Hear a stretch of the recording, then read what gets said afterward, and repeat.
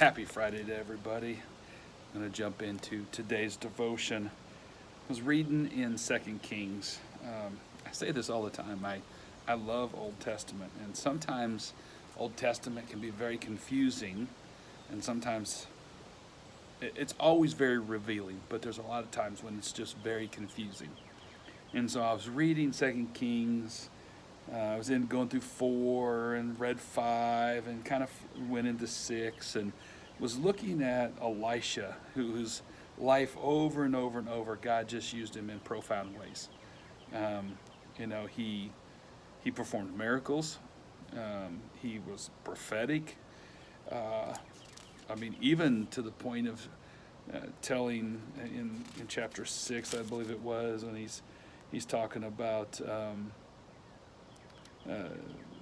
There were some people talking, and they said that he even the Lord tells him the words that you speak in your bedroom. I mean, some of the things that he did, but there was one particular passage that really stuck out to me, and really got my attention, which was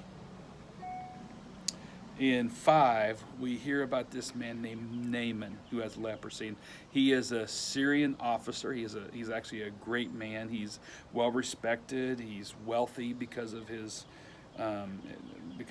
rank and what he's been doing. And so he has heard through a young servant girl that he could go. There's a prophet where he could go get the Lord's healing. And which I thought was incredibly interesting, that he goes to Israel. He takes all of this money with him, because that's what you suppose is going to happen if you want a healing. You take money with you, right? Like, you're going to pay for this healing.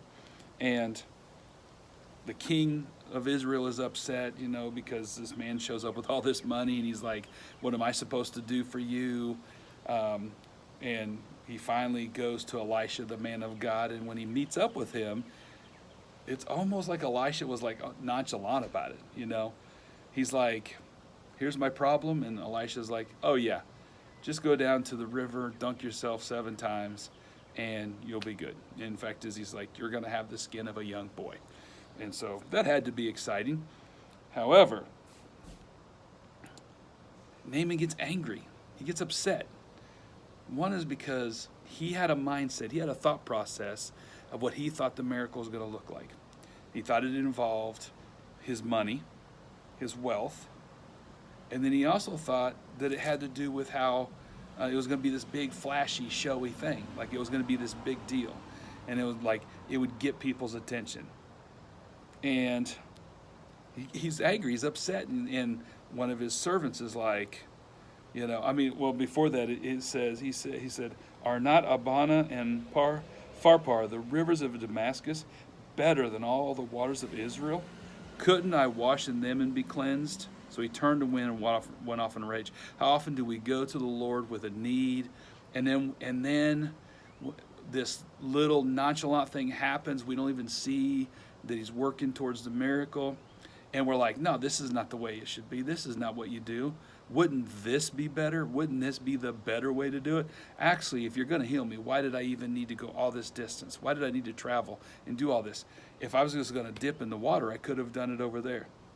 How often do we do that with the Lord when we need him to move, and instead of letting him move, we begin to tell him how to move, and then we begin to actually say, well, I could have saved myself all kinds of trouble if you would have just done it this way.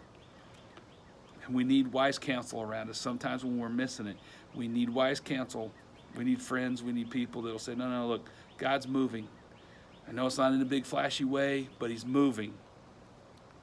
And Naaman does finally submit, and he goes and dips. And after that, because of the way the Lord moved, because he humbled him, because he was able to see that he was moving in the small way, and the insignificant, it wasn't just that it was insignificant, but it was not how Naaman expected. Once that happened and his healing came, he said, I will never not proclaim the name of the Lord. In fact he even asked for forgiveness. I love this. He asked for forgiveness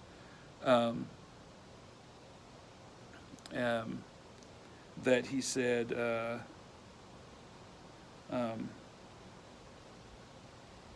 was it? He said that he would,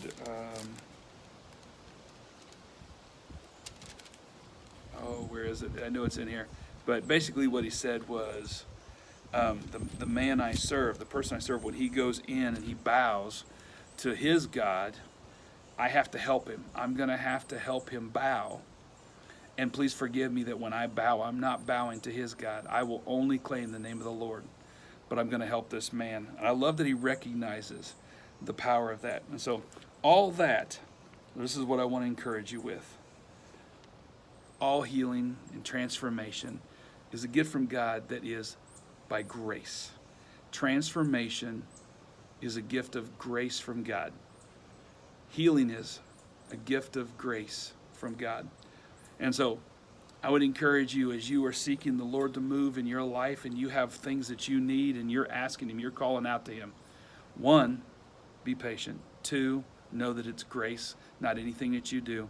3 is that it may not look how you think it's going to look, but God's transformation is about calling you into who you've called to be. And so I've been speaking this week about transformation. I want to encourage you, be looking how God is transforming you and be giving thanks for that, and honor him and share with people how God is transforming you. Be blessed. Have a great weekend.